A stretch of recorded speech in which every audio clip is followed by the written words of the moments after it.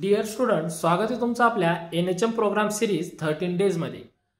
तर आजचा डे 6 आज आपण प्रोग्राम घेतलेला आहे युनिव्हर्सल इम्युनायझेशन प्रोग्राम। तो इस्टॅब्लिश झाला होता 1974 मध्ये ग्लोबली आणि वर्ल्ड मध्ये 1974 मध्ये, आणि इन इंडिया त्याचं नाव चेंज होऊन तो लागू झाला होता एक्सपांडेड इम्युनायझेशन प्रोग्राम म्हणून 1978 मध्ये इंडियामध्ये लागू झाला होता। आणि त्याच्यामध्ये 6 डिसीज कव्हर करण्यात आले होते, ते म्हणजे diphtheria, pertussis, tetanus, polio, TB आणि मिजल्स। हे 6 डिसीज त्या म्हणजे एक्सपांडेड इम्युनायझेशन प्रोग्राम मध्ये कव्हर करण्यात आले होते। त्याच्यानंतर काय झालं, त्याचं 1985 मध्ये परत तो रिनेम झाला आणि त्याचं नाव पडलं युनिव्हर्सल इम्युनायझेशन प्रोग्राम परत।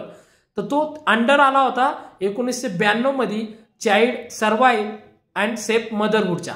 त्याच्यानंतर काय झालं, 1997 मध्ये तो अंडर गेला RCH म्हणजे रिप्रोडक्टिव्ह आणि चाइल्ड हेल्थ मध्ये, रिप्रोडक्टिव्ह चाइल्ड हेल्थ मध्ये तो त्याच्या अंडर मध्ये आला। आणि त्याच्यानंतर 2005 मध्ये तो अंडर आला NRHM म्हणजे नॅशनल रूरल हेल्थ मिशनच्या अंडर आला आणि त्याच्यामध्ये 12 डिसीज कव्हर करण्यात आली।